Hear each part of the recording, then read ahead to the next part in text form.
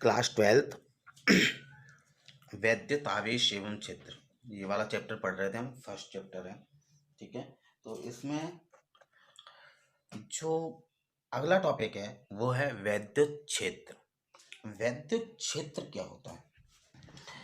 आपने रियलाइज किया होगा कि मैग्नेट को जब हम चिपकाते हैं आपस में या किसी मेटल से अट्रैक्ट कराते हैं उसे, तो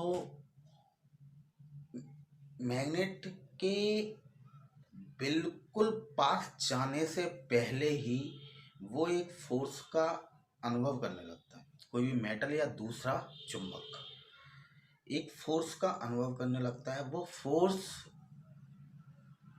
किस कारण होता है? वो चुंबक के चारों तरफ एक अदृश्य से एक फील्ड हो जाता है, इस जिसको हम मैग्नेटिक फील्ड कहते हैं। ऐसे ही अगर इलेक्ट्रिसिटी के उसमें देखा जाए, इलेक्ट्रिसिटी के, तो अगर कोई ऐसा वायर है जिसमें से चार्ज फ्लो हो रहा है, करंट फ्लो हो रहा है, तो उसके चारों तरफ भी एक क्षेत्र उत्पन्न हो जाता है जिसको हम वैद्युत क्षेत्र कहते हैं, ठीक है। मैग्नेट का एग्जाम्पल मैंने इसलिए दिया ताकि आपको आसानी से समझ में आ जाए। और इलेक्ट्रिक थोड़ा सा डेंजरस होता है, इसलिए उस पे उसका वैद्युत क्षेत्र ना ही पता किया जाए तो ज़्यादा बेटर है, क्योंकि ये सब डेंजरस हो सकता है। तो वैद्युत क्षेत्र किसी वैद्युत आवेश के चारों ओर का वह क्षेत्र जिसमें कोई अन्य आवेश आकर्षण अथवा प्रतिकर्षण का अनुभव करता है। या तो वो अट्रैक्ट कर लेगा वैद्युत क्षेत्र में, या रिपेल कर देगा, ठीक है। Same charge repel, opposite are attract. तो वही है कि अगर सेम चार्ज मिल जाएंगे तो रिपेल करेगा, और अपोजिट मिलेंगे तो अट्रैक्ट कर देगा। तो वो ये जो बल का अनुभव होता है, इस क्षेत्र को हम वैद्युत क्षेत्र बोलते हैं। वैद्युत बल रेखाएं वैद्युत क्षेत्र में खींचा गया वह काल्पनिक वक्र जिस पर एक स्वतंत्र व पृथक्कृत एकांक धनावेश चलता है। सीधा सा ये है कि वैद्युत क्षेत्र किसी भी चार्ज के चारों तरफ का क्षेत्र होता है, ठीक है। तो अब इन क्षेत्र को ऑब्वियस है कि हम देख तो पाते नहीं हैं, तो हम अगर अपने स्टडी के रूप में यूज करें तो हम एक अदृश्य लाइंस बना देते हैं। काल्पनिक वक्र मतलब कल्पना है एक वक्र बनाने की, ऐसा कुछ होता नहीं है, लेकिन हम एक डॉटेड लाइन से कल्पना करते हैं कि ऐसा हुआ होगा, ऐसा होता होगा, ठीक है। तो प्लस चार्ज में हमेशा जो इलेक्ट्रिक लाइंस निकलती हैं, इलेक्ट्रिक लाइंस ऑफ फोर्स बोलते हैं इनको, ये बाहर की तरफ निकलती हैं, और जबकि माइनस चार्ज में ये अंदर की तरफ आती है। मतलब अगर एक कोई पॉजिटिव चार्ज फ्री स्पेस में रखा है तो ऑब्वियस है कि अनंत तक जाएगी उसकी जो इलेक्ट्रिक लाइन ऑफ फोर्सेस है। अनंत मतलब कोई निश्चित दूरी नहीं है, क्योंकि उस पर कोई चार्ज तो है नहीं है, तो उसे इन्फिनिटी मानते हैं। ऐसे ही अगर कोई माइनस चार्ज रखा है तो उसे हम ये मानते हैं कि उस पर अनंत से कोई लाइन ऑफ फोर्सेस आ रही हैं, ठीक है। लेकिन अगर दो चार्ज भले ही अगर सेम है या अपोजिट है, अगर अपोजिट है तो ऑब्वियस है कि पॉजिटिव से चल के नेगेटिव की तरफ जाता है। जो लाइंस देख रहे हैं, इनका इंडिकेशन देख रहे हैं, एरो देख रहे हैं, ये पॉजिटिव से चल के नेगेटिव की तरफ जाती है। लेकिन अगर सेम चार्ज होता तो सेम चार्ज दो तरीके का होता है, या प्लस होता या माइनस होता। तो प्लस होता तो लाइन ऑफ फोर्सेज जाते पर मिलते नहीं, एक दूसरे से दूर की तरफ भागने लगते। और अगर दोनों माइनस होते तो क्या होता? तो ऑब्वियस है कि इन्फिनिटी से लाइन आ रही है तो वो वही एक दूसरे के से वैसे ही दूर भागते, और वो लाइंस कहीं ना कहीं इन्फिनिटी से आ रही होती, ठीक है। तो ये था वैद्युत वल रेखाएं। वैद्युत वल रेखाओं के गुण क्या क्या होते हैं?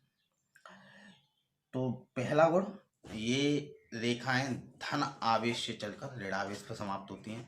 जैसा कि मैंने आपको बताया था पहले ही कि प्लस से चल के माइनस पे जाती हैं। ठीक है, ये लाइन कभी भी आपस में काट नहीं सकती। बहुत इंपॉर्टेंट पॉइंट है कि काट क्यों नहीं सकती, क्योंकि अगर काटेंगे तो दो डायरेक्शन शो करेगा विद्युत क्षेत्र की, और दो डायरेक्शन क्यों शो करेगा। अगर मान लीजिए दो लाइनें अगर काटनी है तो ऐसे करके काटेंगे, तो इसका मतलब क्या है कि एक की डायरेक्शन इधर की तरफ होगी, एक की डायरेक्शन इधर की तरफ होगी, और ये इम्पॉसिबल है कि एक दो अपोजिट डायरेक्शन शो करे, मतलब दो अलग अलग डायरेक्शन शो करे कोई भी इलेक्ट्रिक फील्ड।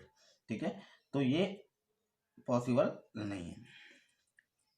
ये रेखाएं अपनी लंबाई की दिशा में एक दूसरे से हटने का प्रयत्न करती हैं, क्योंकि इनके मध्य की दूरी का पर प्रतिकर्षण बल कार्य करने लगता है। मतलब ऑब्वियस है कि अगर इनमें कोई force of line of force काम कर रहा है तो लंबाई के बिल्कुल लंबवत दिशा में ये एक दूसरे से दूर हटने का प्रयत्न करती हैं, मतलब एक तरीके से खींचने का प्रयत्न करती हैं। ठीक है, क्योंकि इनकी दूरी जैसे ही दूर बढ़ेगी तो इन पे एक प्रतिकर्षण बल कार्य करेगा। ऑब्वियस है कि इनमें तो आकर्षण बल लगेगा क्योंकि ये दोनों अपोजिट चार्जेज हैं, लेकिन अगर ऐसा नहीं होता, दूसरा कोई सेम चार्ज रखे होते तो इनमें प्रतिकर्षण बल लगता है, ये दूर की तरफ हटती। और अगर ये रेखाएं अगर अपोजिट चार्ज होता है तो ये रेखाएं सिकुड़ने का प्रयास करती हैं, क्योंकि सिकुड़ने से क्या होता है, फिर इनके बीच में जो आकर्षण बल है वो मतलब बढ़ जाता है, एक तरीके से आकर्षण बल बढ़ने लगता है। तो ये सब चीज़ें तो नॉर्मल थी।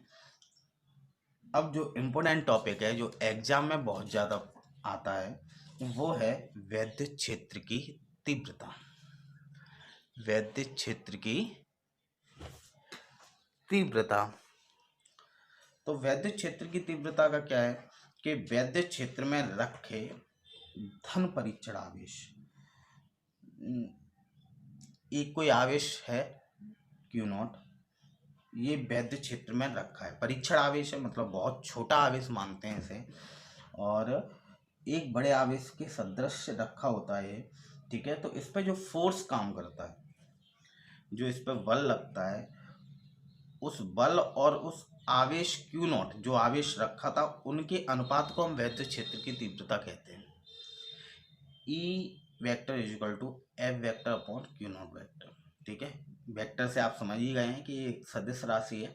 ठीक है, इसे E वेक्टर से प्रदर्शित किया जाता है। इसका मात्रक F का मात्रक न्यूटन होता है और Q का मात्रक कूलम होता है, तो न्यूटन अपॉन कूलम लिखते हैं और विमा ये होती है। ठीक है, अब एक्चुअली ये होता क्या है, पूरा डिटेल में डिस्क्रिप्शन देख रहे हैं कि वैद्युत क्षेत्र की तीव्रता होती क्या है और निकालते कैसे हैं। हमने कूलॉम्स लॉ पढ़ा था। कूलॉम्स लॉ में क्या होता है कि दो आवेश एक दूसरे से सर्टेन डिस्टेंस पर रखें, ठीक है, r दूरी पे, तो उनके बीच में एक फोर्स काम करता है F। तो फोर्स ऑब्वियस है कि इस आवेश की वजह से, यहाँ पे Q1 आवेश होता था वहाँ पे, लेकिन हम यहाँ पे एक को Q0 मानना है, एक को Q मानना है।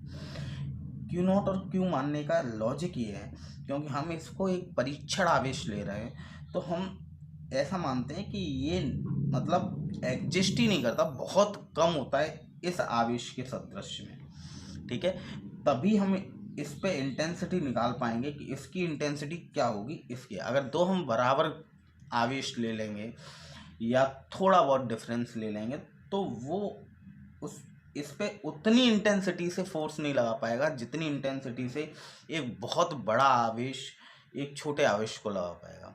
ठीक है, के लिए दो लगभग सेम ताकत वाले लोग हों, अगर वो लड़ रहे हों तो कोई एक मार भी देगा बहुत ज़्यादा तो उतनी इंटेंसिटी नहीं लगेगी, उतना उसे फ़र्क नहीं पड़ेगा जितना एक बहुत कमजोर सा दुबला पतला सा आदमी को एक बहुत ताकतवर आदमी मार दे तो उस पे जो इंटेंसिटी लगेगी, मतलब ये एग्जाम्पल है, सीरियसली मत लेना। तो Q पे एक परीक्षण आवेश है Q0, इसकी वजह से इस पे लगने वाला फोर्स की डायरेक्शन किधर होगी, इधर, ठीक है। तो हमने इसको एक के परावैद्युतांक वाले माध्यम में रख दिया। के परावैद्युतांक हम पढ़ चुके हैं, ठीक है, तो मुझे नहीं लगता कि आपको दिक्कत होगी, ठीक है। तो इस पे ये O पॉइंट पर रखा है एक Q आवेश, इससे R मीटर की दूरी पर एक बिंदु P है जिस पे एक धन परीक्षण आवेश Q0 है, ठीक है।